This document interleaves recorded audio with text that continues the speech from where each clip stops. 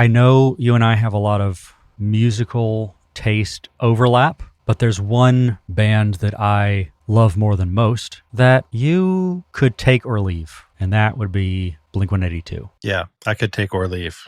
And they have a song called What's My Age Again, which was possibly their breakout hit. It took them from middling major label band to hit-making major label band. And one could argue that after that, all the small things solidified that and took them into the stratosphere. But What's My Age Again has become a bit of a meme when people turn 23, because I'd even dare to call it famous line from What's My Age Again is, nobody likes you when you're 23. And today, we're talking about minute 23 of Home Alone. I'll say that I don't like 23-year-olds that much, so he was right. Which means you're not a nobody. It's a validating perspective. Thank you. I think you're somebody. I think you're somebody now. I will say that I like this minute quite a bit. I like this minute a lot. I also like it in the context of the minute that precedes it. I know we talked about it a week ago, or in real life, maybe longer than that, but it's a nice switch. It's a nice flip from one point of view to the other, because the famous line that we heard last minute, which is, I made my family disappear, was delivered in one way, with one perspective, one point of view. And we start this minute with him delivering the same line in a very different way, with a very different perspective. Do you care to give our precious, attractive, successful listeners a recap of this minute? Yes. Unsuccessful listeners, please fast forward. You're right. He, having just considered the way his family treats him, Kevin echoes the sentiment that made my family disappear, now with joy and optimism. Someone says, yow, there's a saxophone solo. He jumps on the bed with a bag of popcorn. He runs around the house. He jumps into Buzz's bedroom and opens up his older brother's treasure trove of older brother stuff and takes a look through it all. I think that's what we got in this minute. We have Kevin enjoying the perks of being alone. Great summary. And I think that also helps us connect the dots on why you enjoyed this minute. But would you care to expound on your enjoyment of this minute? Well, yeah. No. You're just like, nope. Nope. Episode over. Good one. And we're out. All sorts of stuff going on in this episode. How do you feel about these eyebrows? The fun little eyebrow raising and lowering that Macaulay Culkin does here. It, in a similar fashion to previous actions, as well as another one even in this minute, falls into the bucket of things we've talked about, which is straddling the line of fourth wall breaking. Yeah, there are two moments in this minute that do that. There's the eyebrow raising. Who is he doing that to? He's only doing it to us. So it is the most Ferris Bueller-y he gets in this movie, I think. And when he's running up and down the stairs and up and down the hall screaming, he kind of like stops at the camera and screams at us. And it's not the level of fourth wall breaking that your Zach Morris and Ferris Bueller's do, but it is acknowledging our existence as the audience. And as I am wont to do, I'm happy to rationalize both of those and do a little other side of the coin. I think it's just a directorial choice. It's totally fine. It doesn't take me out of the movie or anything. It's just an interesting choice in a movie that doesn't rely on that much at all. So for the running, yelling upstairs, stopping at the camera, you could also say he's stopping at the invisible wall before the third floor. Yeah. Because it's like, we've seen his disdain for the third floor. So maybe he's even pausing there and going, do I continue this ecstatic joy dance upstairs further? Or that's a read I did not take. Yeah. Or do I say, I am upstairs, dummy? I didn't take that at all. I think they had the camera upstairs and they told Kevin to run here, stop, yell, continue on. Oh, no, this is absolutely post hoc justification, but that's what my headcanon is going to be.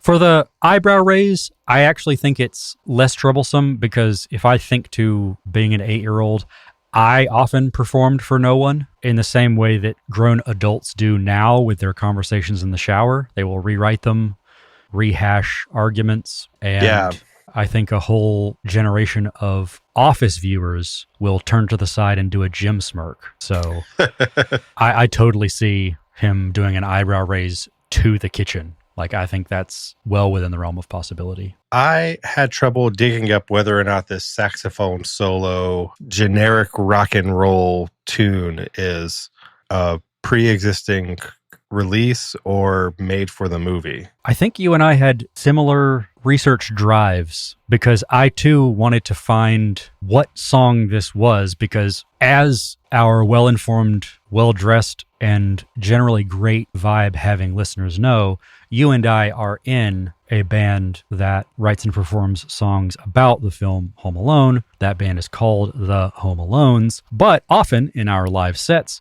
we will play songs from the film. Please Come Home for Christmas, The Grinch, etc. And I started thinking about this song and whether we might be able to arrange it for that use. And I'll say I did, 120 seconds of research. But it was enough to find that this didn't make it to any of the soundtracks that surfaced in my, again, very surface level search. I am sure if I did some deeper dig, I could figure out what this is, but I'm also happy to crowdsource that. And if anyone listening knows what that is, give us a shout at, what is our email address again? The Home Alone Minute at gmail.com. Yeah, please put in the subject line, I'm free! Yeah, I just don't know. Like, it's not at the end of the credits there, they list like, they don't even mention all of the songs. Well, I think maybe it's all of the songs, but this one is not listed in the credits as like a song used in the movie, which leads me to believe that it was composed for the movie itself. Right. It is a cue. It's just a very lengthy one, which means whoever would be listed as the composer for the film second to John Williams would be likely responsible for that. Jerod, if you made your family disappear, would the first thing you do be jump on the bed with a bag of popcorn? No. It is something I would consider if I were scolded at the beginning of my movie to get off the bed. Here I am on your bed. What are you going to do about it? Not only that, here's some popcorn. And the impression that I get from the rest of the movie is that Kevin probably slept in his parents' bed, and I doubt he enjoyed having a whole bunch of popcorn kernels and crumbs in the bed he's sleeping in. That might have been an off-screen but crucial catalyst for his change into a more self-sufficient, reliable human being. I like that take. It's also one I hadn't really considered, because it is safe to say that he's probably done a lot of growing off-screen in parallel to what we're able to see. That said, I don't think brushing off popcorn from the bed, especially given that he's above comforter, duvet, quilt, whatever at this point, he's probably not going to be sleeping in that because he's under covers. So any stray ones that get onto a pillow or in between the sheets, I think wouldn't be even a minor headache to brush away. You go pop a bag of popcorn and jump on your bed, and then let me know tonight if any kernels or crumbs find their way somehow below the comforter. Well, that's why I say some will, but how many? Enough to brush away. I tell you what, here's what I'll do is I'll do that, make no mention of it to my wife, and see how she reacts. There goes Jerod bragging about his wife again. Good for you. Good for me indeed. You got a good one. I am incredibly fortunate. I do not need the treasure trove of late 80s Playboy issues that our boy Buzz, our sweet, gentle boy Buzz, needs in his room. The ease with which Kevin discovers this treasure trove leads me to believe that Buzz's parents are either way more hands-off than mine were, or are completely aware that he has a bunch of nudie mags and fireworks and things like that in this chest. Yeah, it's an interesting menagerie of naughty older brother stuff. They have 5 kids. It doesn't surprise me that he has this sort of within easy access. I don't think Kate's walking into Buzz's room to clean up and opening up that chest. I think she kind of knows that that's Buzz's stuff. Leave it alone. Whatever. Yeah, so again, very different experience, way more hands-off than what I would have been used to. Did your little brother go through your stuff? Yes. Interesting. I think my little sister would go through and like sneak into my room while I was gone and like play my video games and stuff. But I didn't really have this kind of trunk full of contraband either. I think this, to a T, matches the teacher's drawer trope. Yeah, a little bit. I'm surprised there's no slingshot. All the confiscated paraphernalia when you take some prohibited item from a child and toss it in there, all the other things that are there are very similar to this. Chinese firecrackers and, of course, the Kramer-approved Junior Mints. I made a list of everything that I could see in here. Ooh, do share. Okay, we got a baseball glove and a ball. The ball is too new. Minor quibble with the props department. Like, is it a signed ball? It didn't so it's look not to really be meant for use. Autograph. Well, they would have that would have been in like a case or something. Like my autographed baseball of Dale Murphy, and even my autographed baseball of Dale Murphy is sort of like at least weathered by the sun. This is too new of a baseball. But do you think that Buzz would take the level of care that you do with an autographed baseball by Dale Murphy? No, that's true. Let's see. Baseball glove ball. Aforementioned Junior Mints. It looks to be a portrait of Johnny Rotten.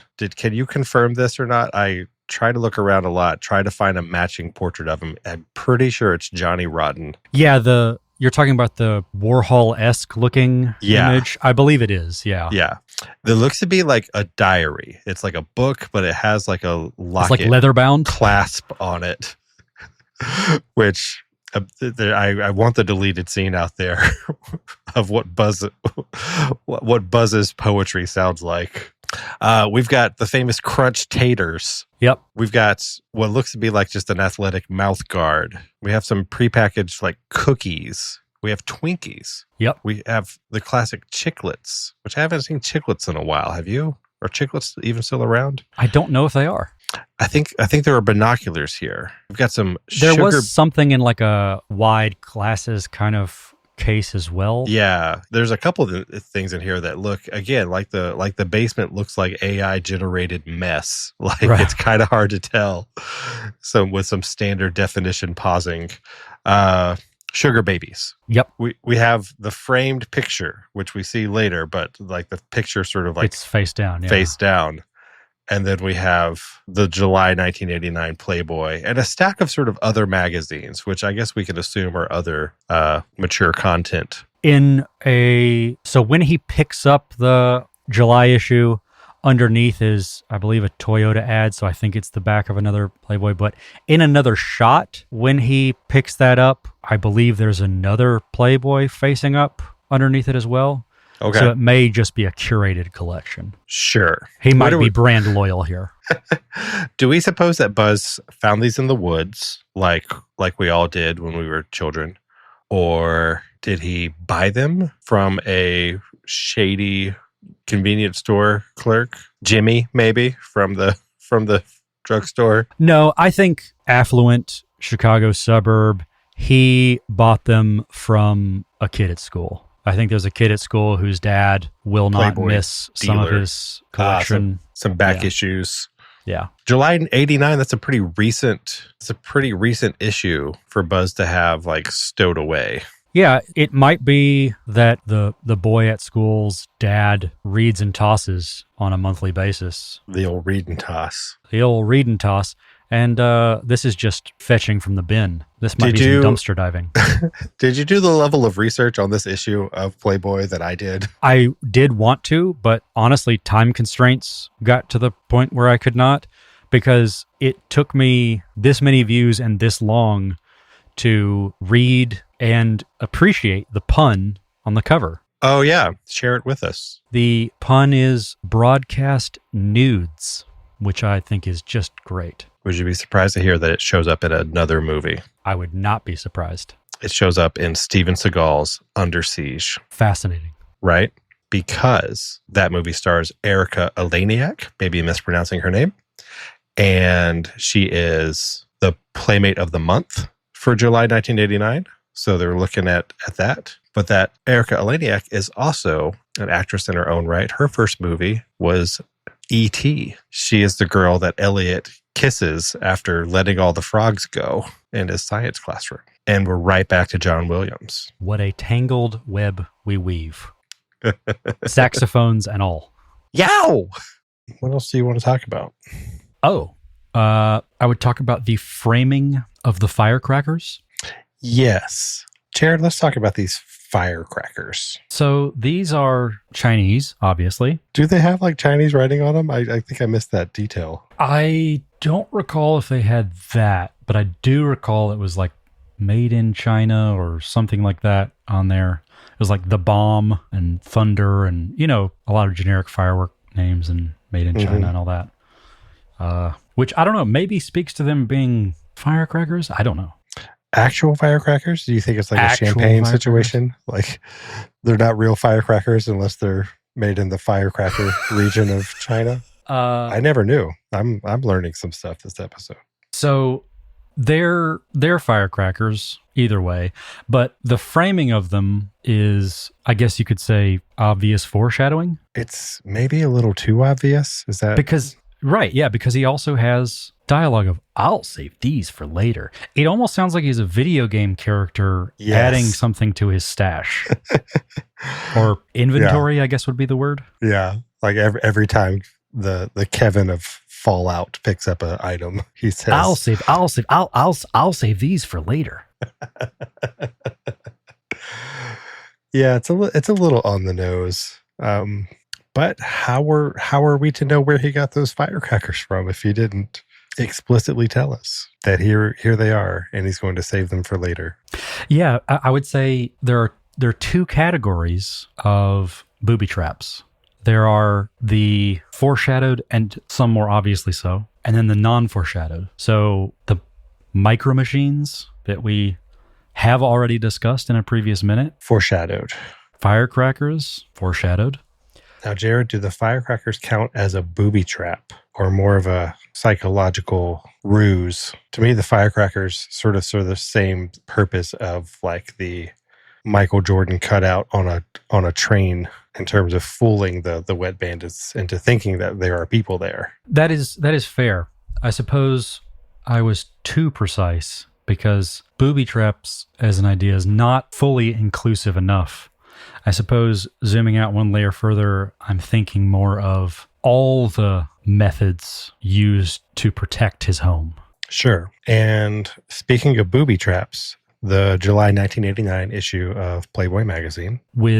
I looked her name up when we were first, because it was, I don't know it, but the woman on the cover who did the Bearing, posing?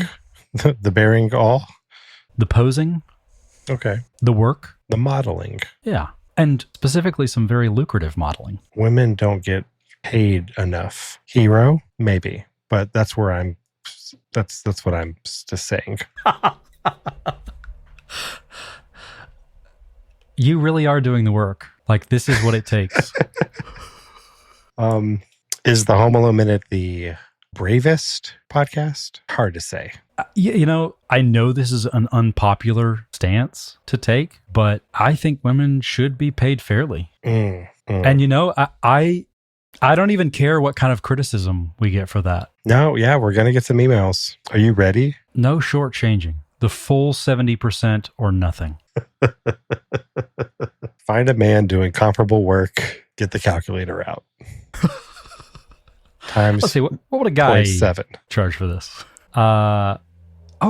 That would actually be an interesting stat, is men who model in Playboy, which I assume is 1% of the photos or less. They had like a whole separate magazine for that, didn't they? Playgirl, right? Yeah. What's the pay gap on that, you think? I do assume the men are getting paid less there. We call that market forces, supply and demand. Yeah. And I know we're a PG podcast, but I'll just go ahead and say that adult photos of Men are pretty easy to get. And you just have to ask them nicely.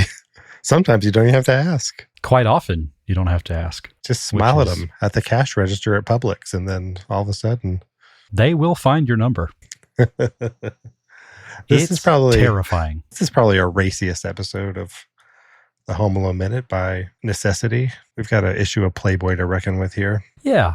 And I do think that, unlike us, the film handles it perfectly. I did read in my further research that the pages of this magazine were adhered together so that a young Macaulay Culkin would not be exposed to some salacious photographs. I will stay racy and ask, how were they adhered together?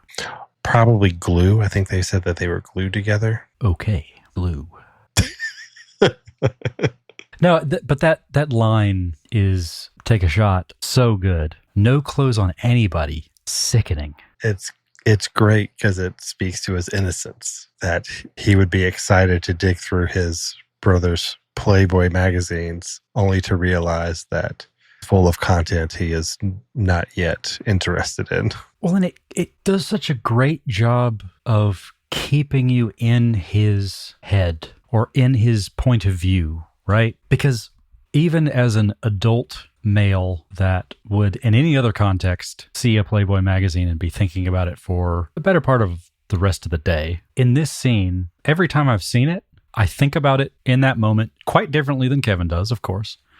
But he being so dismissive of it ensures that I don't think about it for the rest of the film. It'd be a very different movie if he were like 2 years older and he just stared at that magazine for the rest of the weekend until his mom comes in. Oh, you're back. Did you eat anything? I had some popcorn. The whole first floor is empty. Someone robbed our house.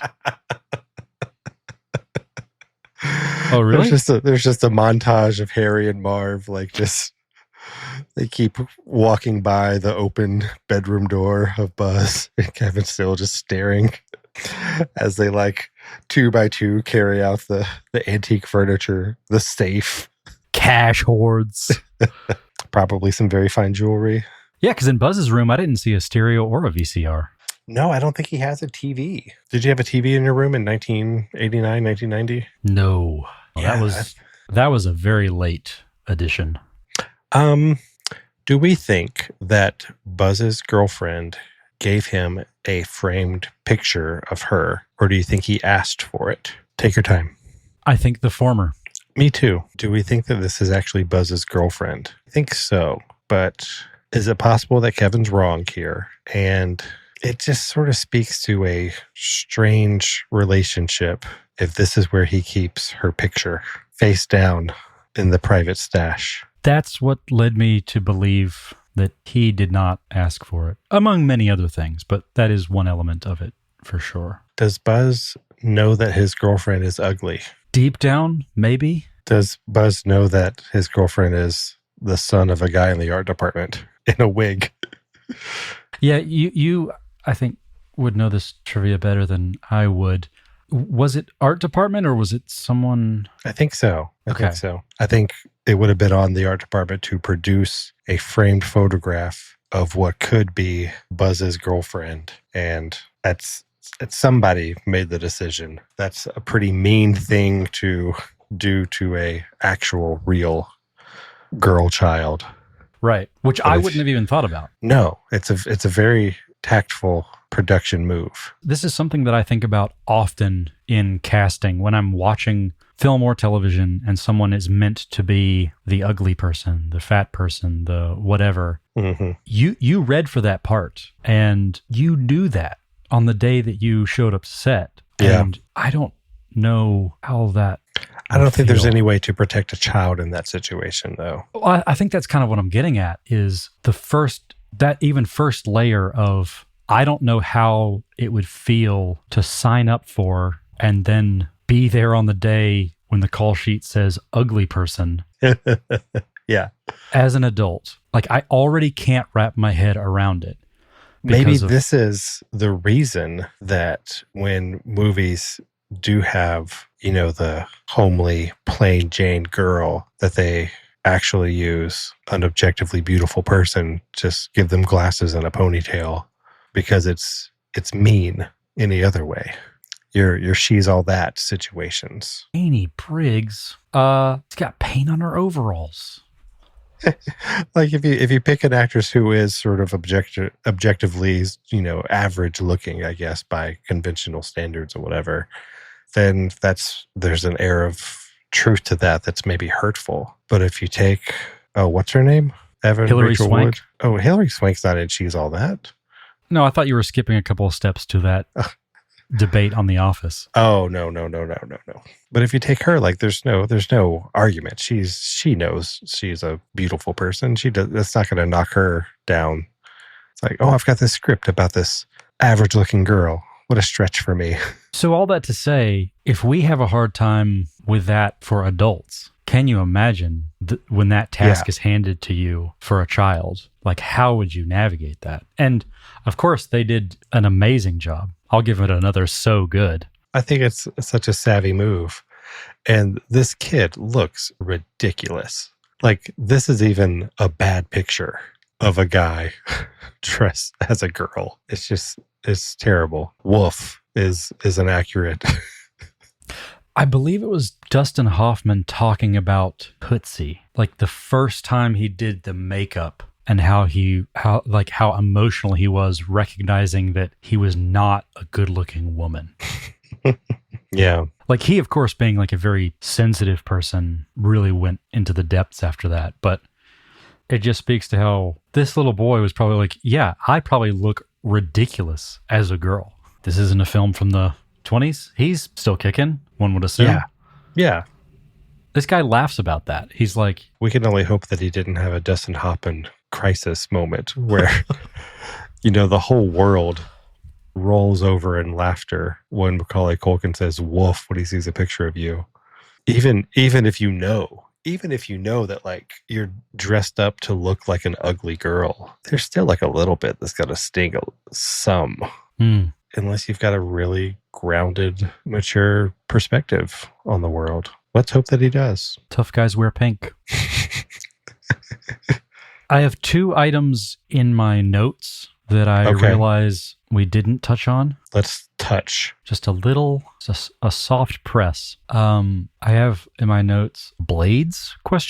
Which when he's running around the kitchen table, in addition to the backpack we've already talked about on the stairs, we also see the floor around that area, and there are a pair of rollerblades. And I think it's the same pair from the basement. The Kevin that I know at this point in the movie is not going back down to that basement. So it can't be the same pair. But I can absolutely see this whole family getting rollerblades just because it's time to get rollerblades.